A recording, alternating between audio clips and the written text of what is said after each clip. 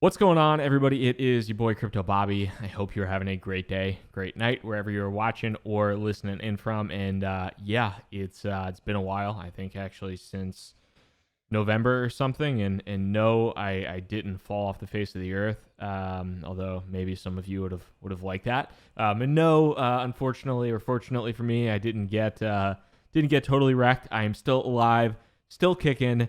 And actually kind of more into the crypto world than ever. Have just been putting a lot of my energy into Proof of Talent, which is the recruiting firm I started last summer, and it's actually been going really well. And kind of part of the reason too that we're watching this right now, and we have a new special guest on the channel who may or may not be the new Crypto Bobby co-host, Colton Kirkpatrick. What's up, man? What's going on, Rob? Thanks for having me on.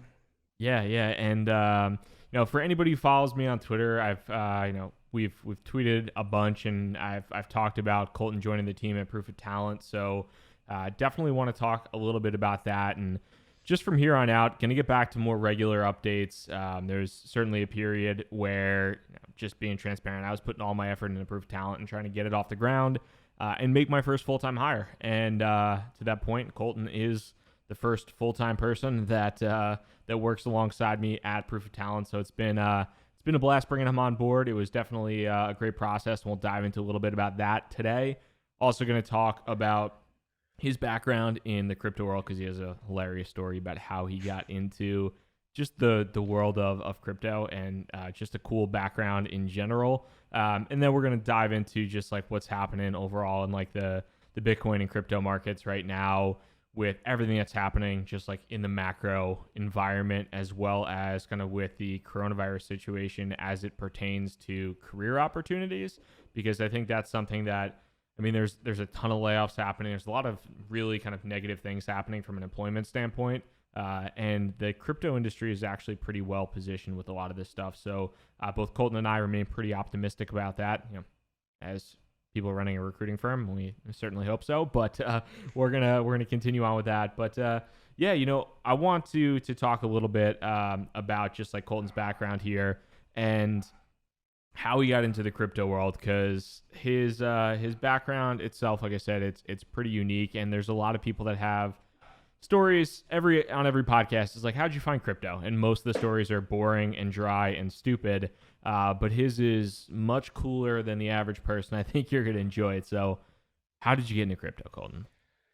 Yeah, Rob. Well, I wish I could say I put $1 million into Ethereum at 50 cents, like Papa Joe Lubin, but that wasn't me. Prior to recruiting, I was actually working in corrections. I was working in a jail here in the Bay Area as a correctional officer, and that was where I had my first run-in with crypto, with Bitcoin and Monero specifically. And I'll get into that here in a second. But it was around summer of 2017 or so. I think Bitcoin had just passed that $3,000 mark before doing a little bit of a dip there before the major bull run at the end of 2017 there. But I was working a housing unit one day, and I had an inmate come up to me, and this guy, mind you, he was in for, I mean, you name it, every financial crime I think that you could commit. I think credit card fraud, money laundering to the nth degree, all sorts of things. And so he comes up to me and he hands me this folder, and he's like, "Hey, Kirkpatrick, have you ever heard of crypto? Have you ever heard of Bitcoin? Like, you know anything about that?" And I was looking at this guy like he had three heads. Never heard of it. Never. I'm not a technical guy. I wasn't into the financial scene really. I was just living my life as a correctional officer.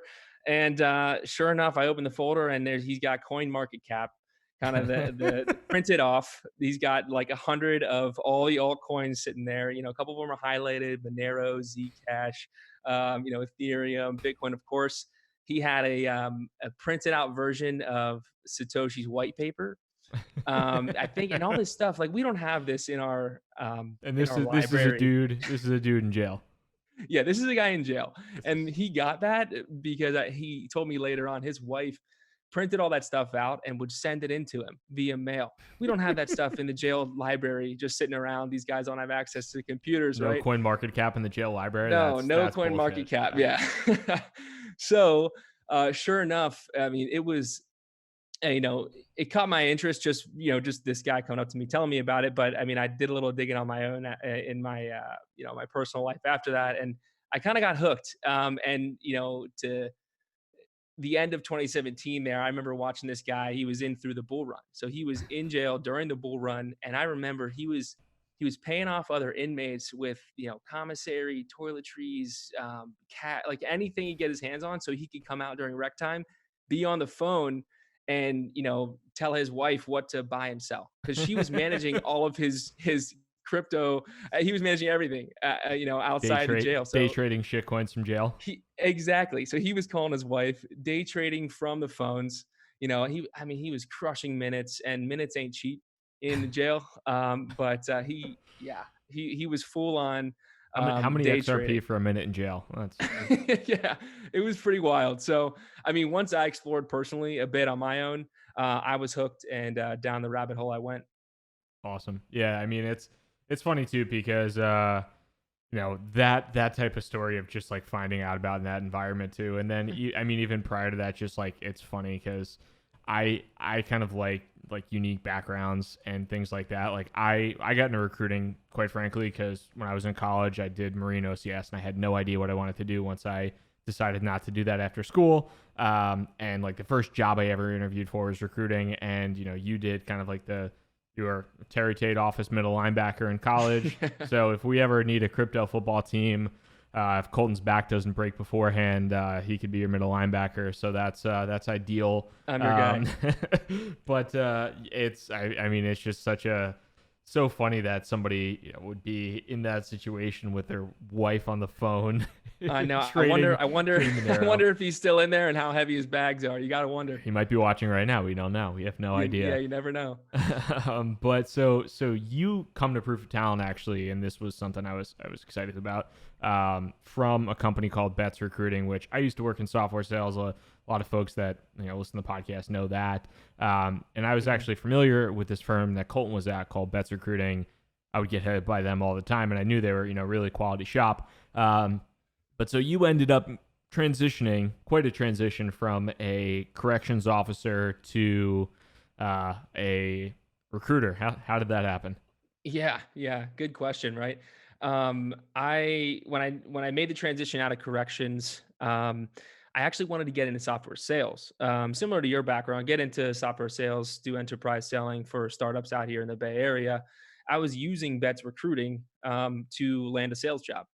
And then, after a couple of weeks working with the recruiter, she was like, "Hey, why don't you just work here at Bets? Like, we're hiring. Have you ever considered recruiting?" And I had never really considered it. Thought about it a little bit more, and after thinking about it, it just kind of intrigued me a bit more than just selling SaaS products, selling software. I was like, hey, you know what? Maybe I can help these folks during a transitional period, help them find the job, a career, make a career move, really work with people rather than products. So I think that's what led me to go down the recruiting um, hole there. Yeah, yeah, and I mean as you're doing that too. So that was software sales, but kind of that Hmm. whole time you're still, and to your credit, and I think a lot of people that are still watching right now, like a ton of people got into the industry in 2017. Like that's kind of when I publicly or started the podcast, but like that was a big time where a lot of individuals got into the industry, got a lot of interest, and then there were a lot of people that kind of left out and walked away just because either financially it wasn't as appealing anymore. You don't have the adrenaline rush of things Hmm. pumping 10, 20, 100% in a day like you like you used to. It's not the good old days anymore. Maybe it is, who knows. But you kind of stuck it out, and throughout the entire time have just kind of like listened to different, whether it's like Tales from the Crypt and all these different kind of Bitcoin podcasts out there, kind of kept your interest in it all while you're doing this software sales recruiting as well. Exactly. I kind of use the opportunity to all these podcasts, all this content out there. I mean, I just gobbled it up and listened to as much as I could. Really, and in my personal life, consumed as much content as possible and learned as much as I could. And finally decided when you reached out, we can get into that here, how we got connected. But I was like, you know what? It's time to dive in head first, make the transition. And I we can jump into that story as Yeah. well. But it was kind of the perfect opportunity, really. Yeah, and I do think kind of how we connected was just lucky and a little bit fortuitous, but I think initially it started too where I was on Pomp's podcast Off the Chain a while ago, and shout out to Pomp, who is quite frankly one of the most helpful people when it does come down to like me starting my business. He's been a huge help and a huge supporter. So I'm a huge fan of Pomp no matter what. And I was on his podcast, and I think we connected on LinkedIn. I think you like listened to the podcast and said like, "Hey, I didn't know there was a recruiter in the space," and we just connected. And I didn't think anything of it. And then I was on Clay Collins. We did a webinar like back in December, like super early December, about like the state of recruiting in the crypto world. And you were on the webinar and you were asking a bunch of questions. And I was like, "Hey, this kid's either is like really interested or is trying to get some info." And it was funny because one of the candidates that I work with actually messaged me or emailed me afterwards. He's like, "Yo, I don't know who this guy is, but he was all over that webinar and he was asking questions, and I think he's a competitor trying to steal information." I was like, "I don't think so." But so Yeah. shot you a message on LinkedIn afterwards. I was like, "Hey man, I don't know what your deal is right now, but I'm trying to hire somebody to join me at Proof of Talent," and we just kind of took it from there. And it was a great, little 3-month recruitment process, but it was an awesome time. Yeah, definitely. I seem to remember some LinkedIn stalking going on of each other's LinkedIn pages for about a week or so after that webinar. I remember I was talking to my wife about it right after that webinar. I was like, "Man, that seems like a great opportunity." I was kind of probing him about his hiring needs and goals for the year. And then I saw you viewed my LinkedIn page. I was like, it's a classic recruiting tactic where you view someone's page and then you wait, you don't reach out directly, then you see if they reach out to you after they notice that you view their page. So sure enough, he sent me that message, and I was like, "Hey, this is kind of the perfect opportunity." Yeah, and it's I mean, just for context too, for like folks that are listening as well. So I mean, I started Proof of Talent like last June or so. Was I think I left my full-time job at AirSwap at the end of June, and I had some help from a few people here or there, but pretty much doing it all on my own for that time, and had grown the company and the business to a point where I really needed to bring somebody on to work with me from the recruiting end. And kind of my goal the entire time was to number one, find somebody with some existing recruiting experience that had worked for a reputable company before, and that also was just passionate about the blockchain and crypto world. Because I think you can find people, generally speaking, that have some recruiting experience, but finding somebody that really genuinely cares about the world of blockchain and cryptocurrency and finding the two of those combined, and then also somebody that you get along with and like want to build something together, I thought would be like pretty hard to find. And I talked to a bunch of different people, but just like Colton really stuck out to me as like the kind of perfect match of everything moving forward. So I was super excited to bring him on, and he actually, I think it started March 2nd. So it's been 3.5 weeks at this point in time of us working together, which has been super solid. And I mean, for us now, I think really just the goal is to continue to grow and scale the business. So we've been working with, I don't know how many, probably 65 plus conversations you've had with job candidates in the past 3 weeks. So we've been moving and grooving and trying to make things happen in the industry. So it's been great so far, and just continuing to make sure that we're building a company that kind of the goal is to be the go-to place when you want a job in the crypto world, or if you're a company that's hiring, you think of Proof of Talent, you think of Rob and Colton, and hopefully, an expanded team into the future as we continue to have success and continue to grow. Yeah, definitely. I think we're on the right track. Just putting our head down and grinding during these crazy times with the coronavirus and everything. And working from home has been, I'm working fully remote, but working from home and balancing life and work has been quite interesting. Yeah, it's funny too, because I mean we can touch on that a little bit, but there was even a so there was a New York Times post that was an article that they wrote, and apologies for the background noise. I guess that kind of ties into it, but I have a new puppy. I'll throw his picture up somewhere in here, and I think his bark is being picked up on the microphone at this point in time. So it is what it is. But I got a new puppy. He's fantastic. I love him. He's my man Charlie. But there was a post from New York Times that was saying like, sorry, but even if you love your kids or your pet, you shouldn't have them on Zoom. Like here's proper Zoom etiquette. And I'm sure for a lot of people out there, some people have worked remote, some people haven't. I've been working remote the entire time since I started Proof of Talent. So this is literally my second bedroom, which is my office in my apartment. But at the same point in time, now I have a new puppy, and it's nice to get outside, even though I really don't go outside too much anymore unless I'm walking him. But like, there are so many people in New York City and Colton's in San Francisco. I mean, you have tiny apartments, super expensive apartments, but tiny apartments. I'm literally, my office is in my bedroom. So, but like, I mean, in that case, Colton has a less than a year old son who previously would be at daycare and now can't go to daycare because the city is on lockdown. So yeah, my wife and I are taking shifts between calls, between meetings. We just finally got a playpen that we can kind of sink in the middle of the living room and just let him crawl around because he started crawling yesterday, so he's now full on mobile, which just adds a whole nother level of complexity to all this.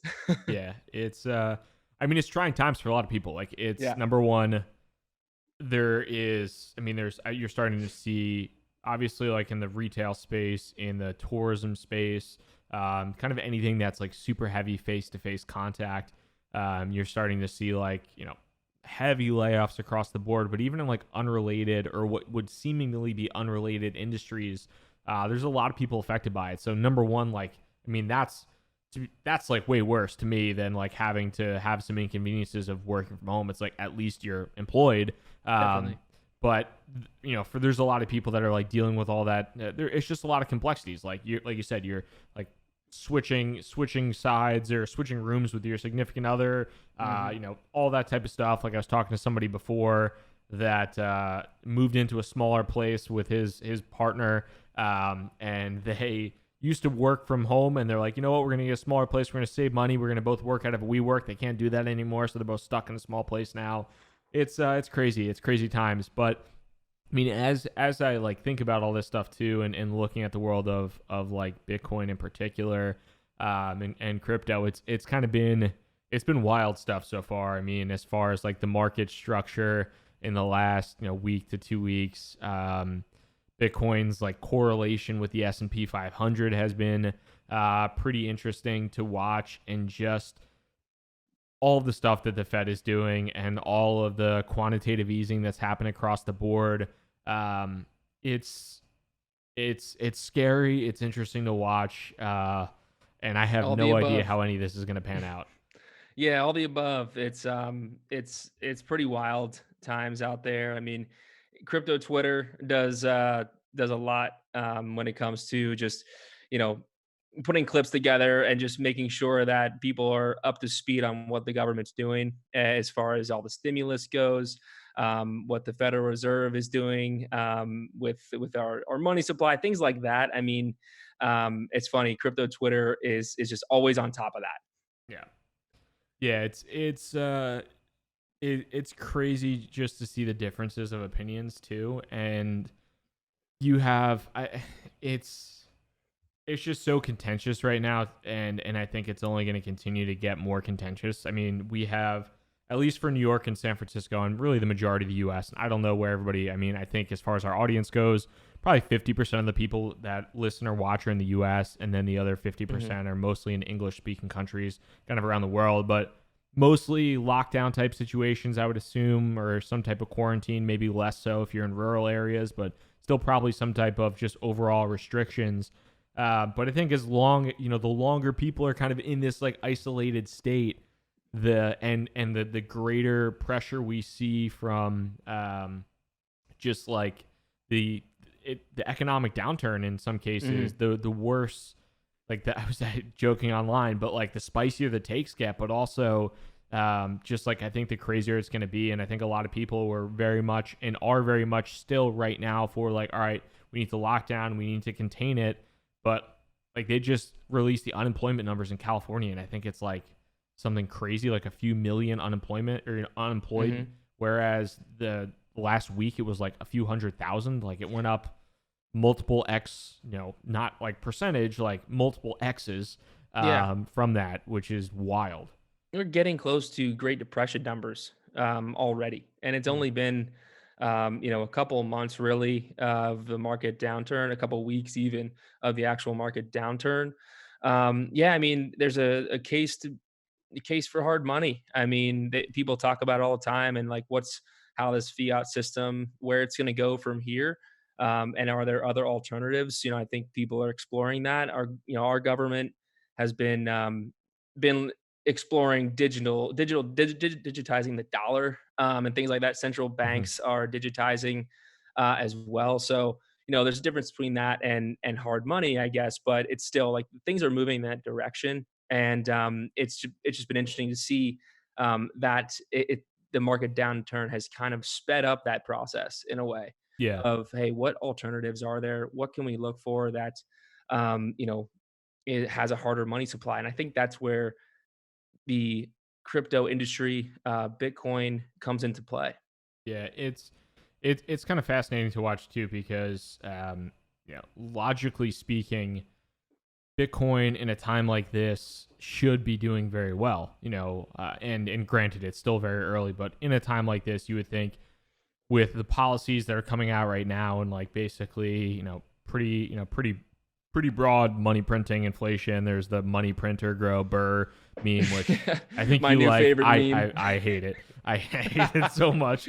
But money printer go burr meme, and like a lot of that in just like that narrative in particular of we're just going to print our way out of it and we don't care what happens. We're just going to print money and worry about it later. Logically speaking, that should be super bullish for Bitcoin, but when you looked at like asset classes across the board, when the sell-off really started to kind of accelerate, like Bitcoin sold off much harder than basically everybody else. And it's funny because, even gold sold off, but it's kind of recovered, and Bitcoin's obviously recovered a little bit, but like even treasuries are down pretty substantially. Like everybody basically sold out to cash, and it's like, Yeah. they're just printing more cash, but like cash is where everybody wanted to be and kind of still wants to be. So it's going to be, it'll be fun to, not necessarily fun, but you would hope that some of the narrative around Bitcoin in particular would at least like catch on around being a hedge against some of this, which is basically a huge experiment from the Fed and from these other financial players. Kind of, this is like unprecedented action. We've never seen this whole scenario. Like everybody's trying to figure out this whole scenario. Nobody really, whether it's small businesses, whether it's the Fed, whether it's healthcare, like nobody knows what the hell they're doing for the most part. They're just trying to figure it out on the fly.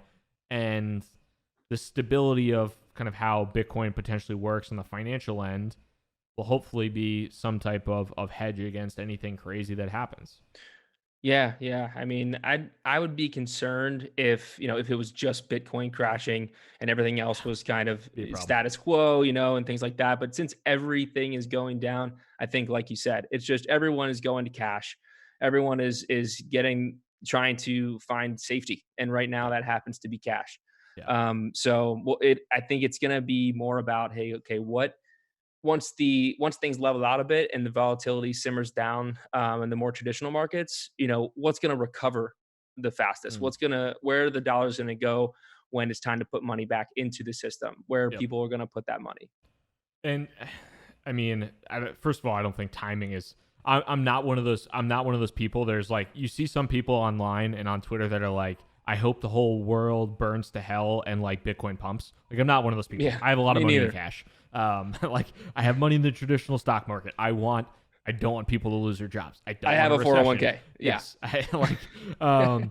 But the timing of this situation, and like I said, I don't think there's ever good timing for something like this to happen. I don't ever, hopefully we never see it. We get this shit solved and we never have to see a global pandemic again in our lifetimes. Who knows? But I have no idea.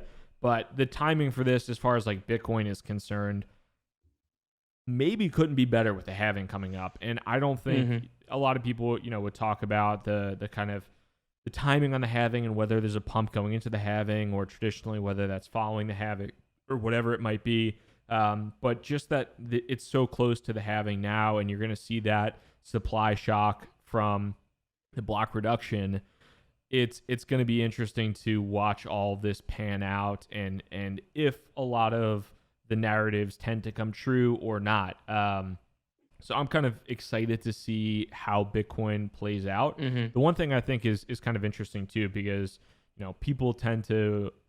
I think for a lot of folks that are watching or listening, maybe you work in the industry, maybe you don't. Probably the majority of people don't work in the industry.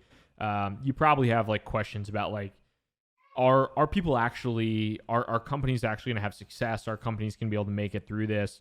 And what Colton and I are seeing, I mean, at least for the time being, is it's pretty much business as usual. If not, business is better than usual for some of these companies. I got off the Hmm. phone today with a company. They're a fiat to crypto on ramp. They're one of our clients. Their volume is up 2x since over the past 2 months, kind of since all the shutdown started, which means the revenue is up 2x. Um, and the crypto industry as a whole is kind of in a unique position to deal with this versus other industries, I think. Absolutely. Yeah, I think it like you said, a lot of these companies they're already working remote. They've got dispersed teams, whether that's nationally or globally. They didn't have to make huge transitions when things started to slow down in traditional markets, and the coronavirus kind of shocked the whole world and global supply chains and everything. And I talk to a lot of, I'm more on the candidate side. I've spoken with, 50, 60 different people inside and out of the industry in the last couple of weeks. And 99% of them haven't mentioned price drops. They haven't mentioned, what do you think of the space? Is it, is Bitcoin gonna go to zero? Like none of these questions are coming across. They're all like, hey, what opportunities are you working on? They're interested in moving forward. It's all about the opportunities that are out there. It's pretty encouraging to see from the candidate side. Like these people are motivated and they're hungry. And I think there's a lot of great opportunity out there and a lot of great people looking for those opportunities.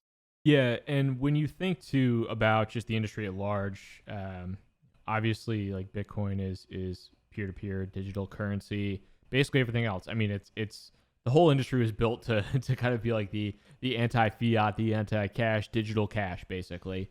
Um, and when you also think about the companies that have built technology in the industry too, I think a key consideration to think about is so many of these companies have been founded in the past like 5 years. The oldest, probably some of the most mature companies in the industry were maybe created in 2013, 2014 for the most part. Like most companies are 2015, 2016, 2017, 2018 type time frame. And the benefit to that is these companies also have very young technology stacks when it comes to whatever they're developing their product on, but also from like a work standpoint. It's interesting because you hear these stories, and I have friends that work in traditional finance, and with traditional types of firms, it could be in different different organizations as well within anywhere, just kind of in New York. But you have friends that had to go to the office to get software downloaded on their laptop before they could work from home or anything like that. A lot of the companies in the industry, it's like, okay, you have Slack on your laptop, you have Zoom, you're good to, you have whatever else you might need, you're good to go. You don't need to have this big fancy process. You don't need some middle level manager to come in and approve you to work from home or have some kind of whole process set. So I think there's been a relatively seamless transition for a lot of these companies to make that move because of the just the fresh age of the industry. It's not like you work at a large bank or financial institution that still has 20-year-old tech that you need to work from home or anything like that.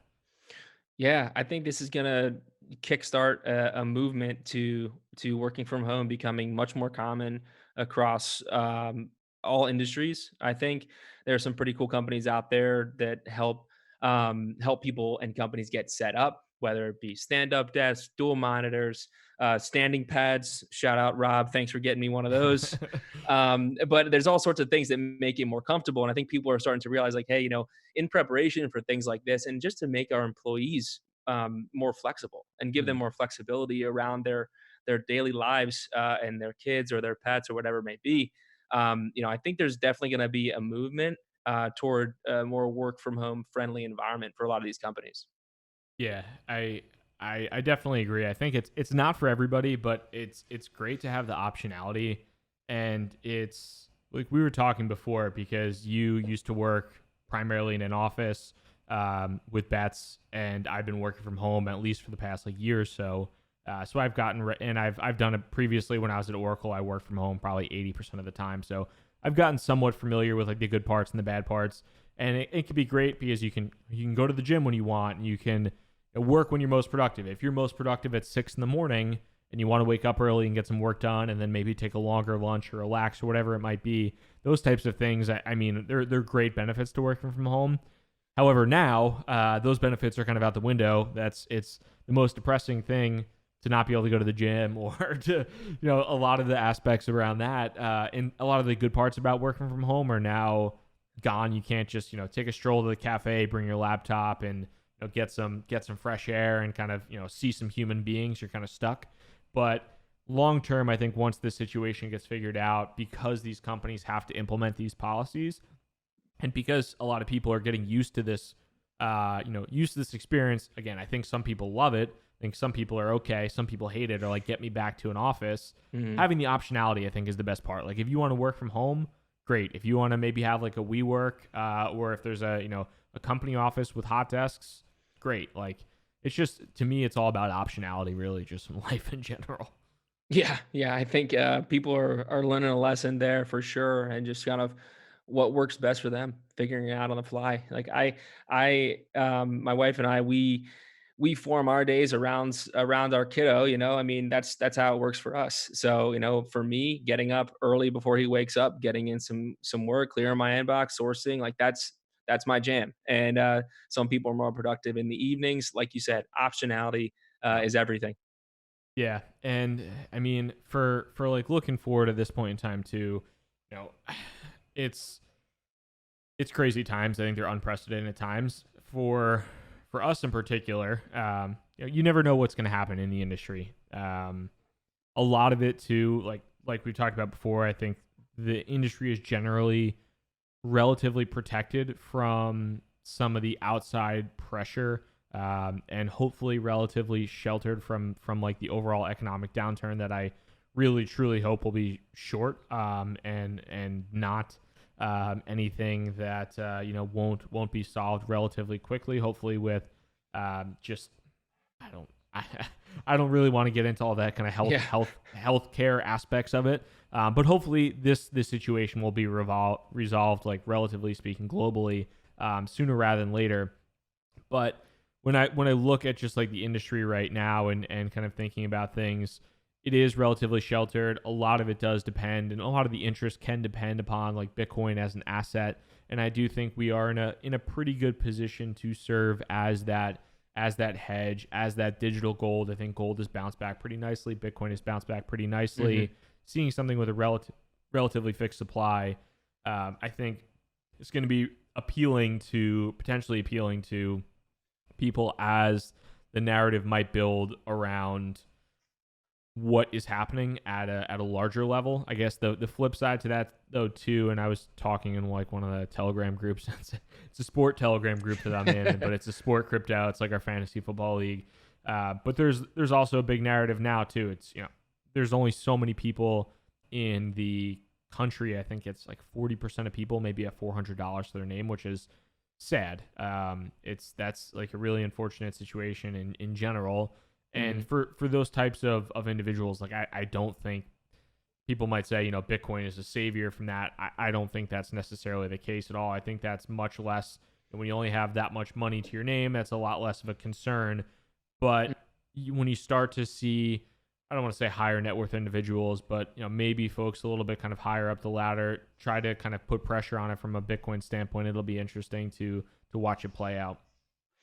Yeah, yeah, well said. I think there's kind of two. There's another completely different market being built alongside the traditional market right Hmm. now. I think we're seeing that. We're seeing companies building products that integrate with our current financial system. Some of them are completely different, and they're trying to kind of flip the current system on its head. I mean, there's just such an interesting balance. There's a lot of smart people building really interesting products and businesses, and I think that's why people keep the interest level around Bitcoin and about the industry at large.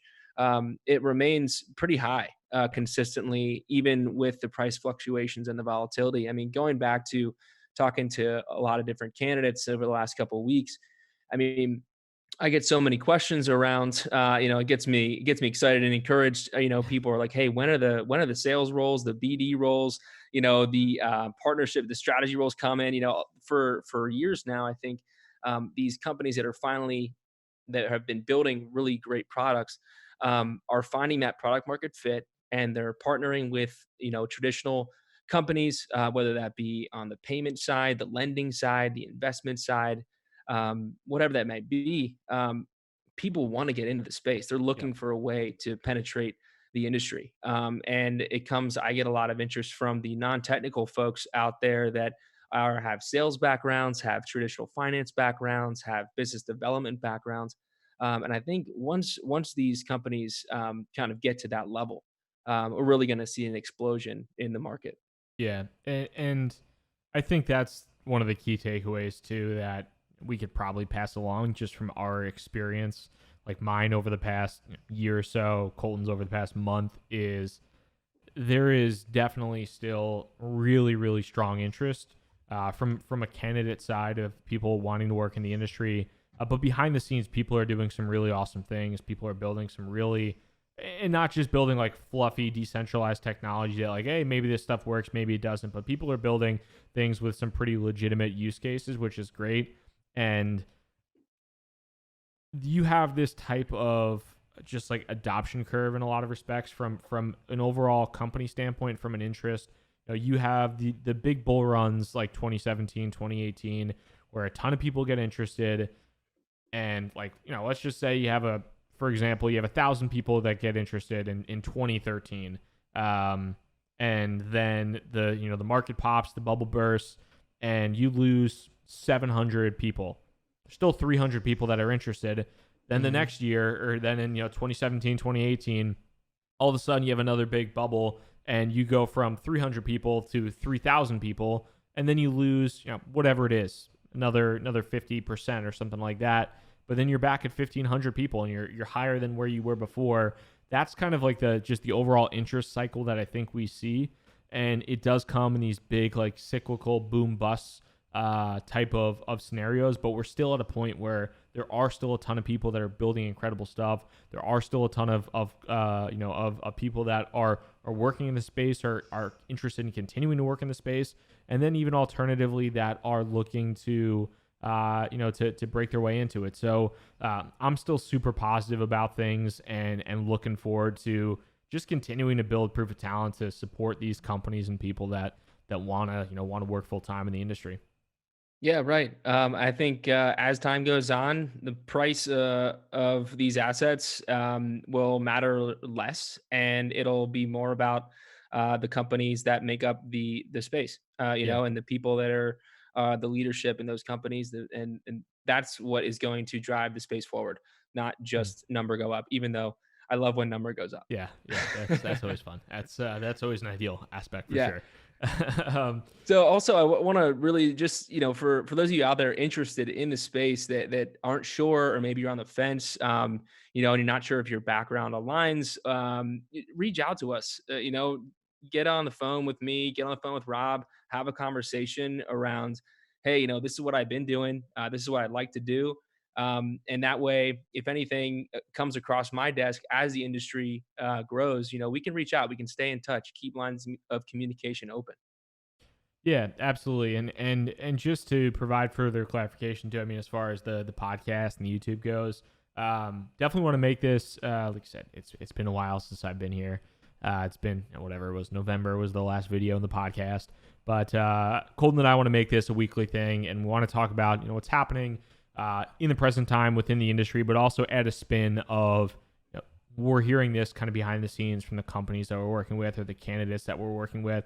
I think we have a relatively unique perspective. Like, Colton talks to 20 plus people a week that are interested in working in the industry. I get to talk to a bunch of companies that are hiring and the clients that we work with. Some of these companies have raised, $250 million and have hundreds of employees. Some of these are 5-10 person seed level companies or bootstrapped companies. So we have an opportunity to really get some interesting insight from a lot of people. And I think we want to take that to you folks that are watching and listening, because a lot of podcasts out there, can get into some really interesting, cool technical details on Bitcoin.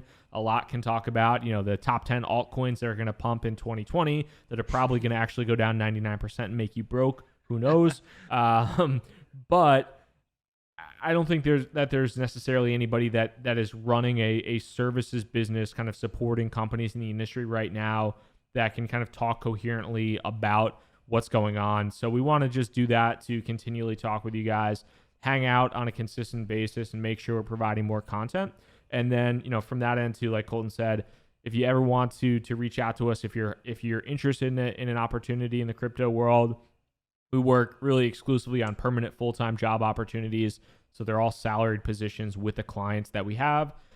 Or if you're a company that's hiring, always feel free to reach out. We work with 20 plus different companies throughout the world in crypto to help them hire talent. So, awesome to be back. I'm pumped to be making content again. I'm also pumped to not just be talking to myself the entire time, because as much as I love to look at my own face and I love the sound of my own voice, it's nice to be able to talk to somebody else too.